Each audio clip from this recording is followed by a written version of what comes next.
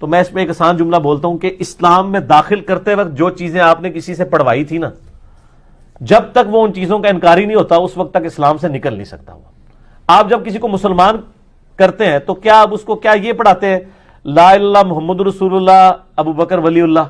تو اب حضرت ابو بکر کا انکار کرنے سے وہ اسلام سے نہیں نکلے گا۔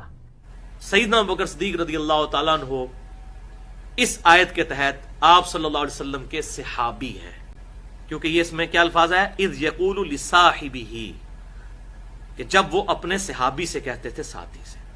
اب چونکہ سیدنا ابو بکر صدیق رضی اللہ تعالیٰ عنہ کی صحابیت قرآن سے ثابت ہو گئی ہے پرٹیکولرلی، اس لیے آپ رضی اللہ تعالیٰ عنہ کی صحابیت کا انکار کرنے والا کافر ہے، جو آپ کی صحابیت کا انکار کرتا ہے۔ تو میں اس میں ایک آسان جملہ بولتا ہوں کہ اسلام میں داخل کرتے وقت جو چیزیں آپ نے کسی سے پڑھوائی تھی نا، جب تک وہ ان چیزوں کا انکاری نہیں ہوتا اس وقت تک اسلام سے نکل نہیں سکتا وہ۔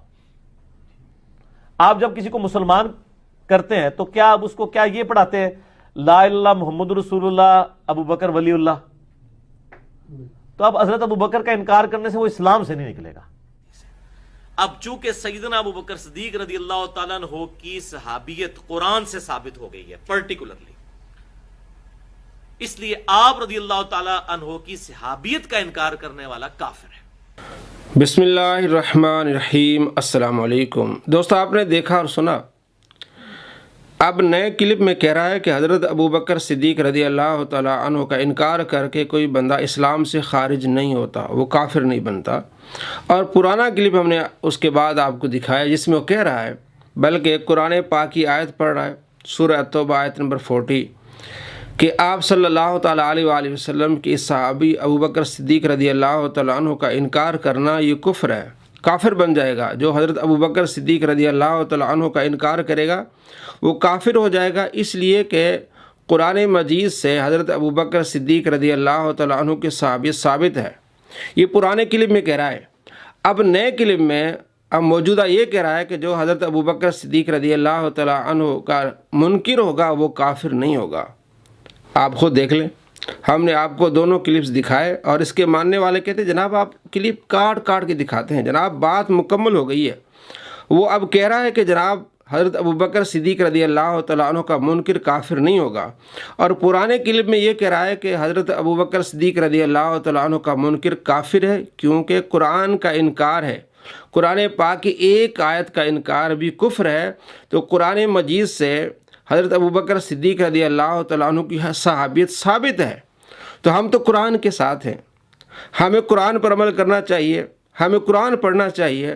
تو دیکھیں اب وہ قرآن کا بھی منکر ہو رہا ہے، اب اتنا وہ بدل گیا ہے کہ پہلے قرآن پڑھ کے بتاتا تھا کہ جناب حضرت ابو بکر صدیق رضی اللہ تعالیٰ عنہ کی صحابیت قرآن سے ثابت ہے، تو جو حضرت ابو بکر صدیق رضی اللہ تعالیٰ عنہ کا منکر ہوگا وہ کافر ہوگا۔ لیکن اب اتنا چینج ہوا ہے، اتنا رافضی بن گیا ہے، اس کے دل میں اتنا بغض آ گیا صحابہ کرام علیہ رضوان کا کہ اب وہ قرآن کا بھی منکر ہو رہا ہے۔ تو آپ کو بتانے کا مقصد یہ ہے کہ آپ ایسے لوگوں کے پیچھے جب جائیں گے، خدا نہ خواستہ کہیں آپ کے ساتھ بھی ایسا نہ ہو کہ آپ بھی قرآن کے منکر ہو جائیں، آپ بھی صحابہ کرام علیہ رضوان کے گستاخ نہ بن جائیں۔ ہم آپ سے صرف محبت کرتے ہیں، پیار کرتے ہیں کہ آپ اپنا ایمان بچائیے، کہیں آپ قرآن کے منکر نہ ہو جائیے اور کہیں آپ صحابہ کرام علیہ رضوان کے گستاخ نہ بن جائیے۔